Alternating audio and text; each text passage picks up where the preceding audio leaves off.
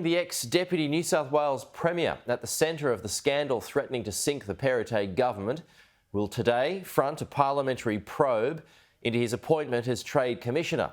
John Barilaro quit politics late last year, but the former Nationals leader is wreaking havoc on his former coalition colleagues' chances of re-election after it was revealed he won the lucrative New York posting at the expense of the original successful candidate.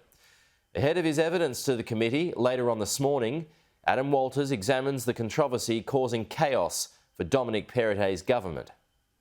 The New South Wales opposition says a conspiracy to make John Barilaro the New South Wales Trade Commissioner in New York was hatched within weeks of Gladys Berejiklian's re-election as Premier in March 2019. It was then, according to the former Deputy Premier's Chief of Staff, John Barilaro set his eyes on the prize of New York Trade Commissioner after a meeting with then Treasurer Dominic Perrottet and Investment Minister Stuart Ayres. The former Chief of Staff, Mark Connell, has claimed the then Trade Minister said, "This is it. This is the job from when I get the F out of this place," Mr Connell wrote. Mr Connell said he told his boss a similar role in London would be filled long before he would have time to retire, before Barilaro responded, "I don't want to go to London. F that. I'm off to New York." Fast forward to August last year, and former Deputy Secretary of Investment New South Wales, Jenny West, is congratulated by her boss, Amy Brown, for winning the New York position, as she explained to a New South Wales parliamentary inquiry into the posting. A text message saying, "Congratulations, this is one to frame," and she had a emoji of a Statue of Liberty and a champagne bottle. Ms West began preparing for her move overseas, but 2 months later she was shocked to be told her job offer had been rescinded. Ms Brown said that the position, and this is a quote, "will be a present for someone." She added, and I again quote, "You are an extraordinary performer, and I am upset that this has happened." The job withdrawal occurred October 1st, just 3 days before John Barilaro declared he was quitting Parliament.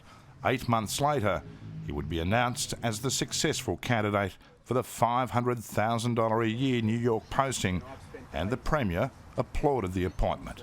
It doesn't come as any surprise to me that the independent process that occurred, that he was by far the most outstanding candidate and recommended by that panel to the government. And I'm sure he will do a brilliant job. But the opposition wasn't having it, launching an upper house inquiry into the Barilaro appointment. We're expected to believe this global search of the entire world took place to try and find the best person to advocate on behalf of the state of New South Wales in New York, and they happened to pick one of their friends, John Barilaro. The Perrottet government was plunged into crisis. A decision by Barilaro not to take the job did nothing to head off the scandal, which last week forced the resignation of Deputy Liberal leader and Trade and Investment Minister Stuart Ayres. Ayres will be investigated for a possible breach of the Ministerial Code of Conduct after a draft independent report into the Barilaro appointment raised questions about the minister's involvement. Mr Ayres has already expressed his own regrets about supporting Mr Barilaro. When John Barilaro asked me about this role, I should have told him that even though he's a private citizen and he can apply for the role and he should be treated equally and respectfully, it was probably not in his best interests or the state's best interests to apply.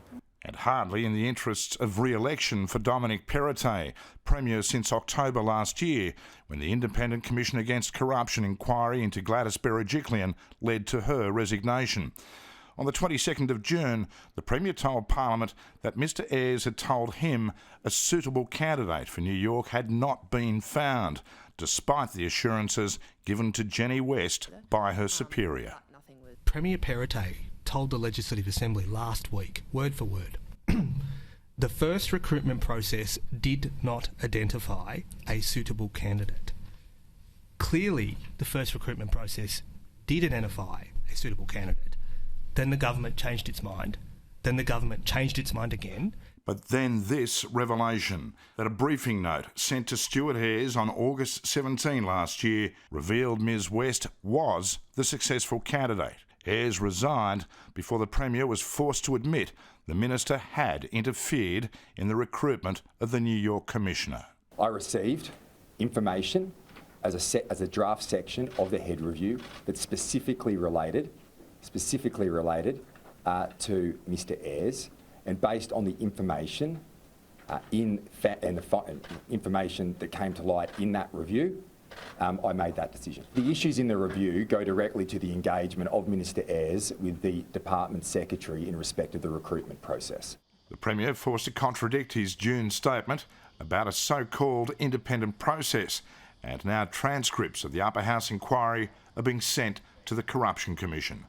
The inquiry will now hear from Mr Barilaro himself in evidence expected to last more than 3 hours this morning.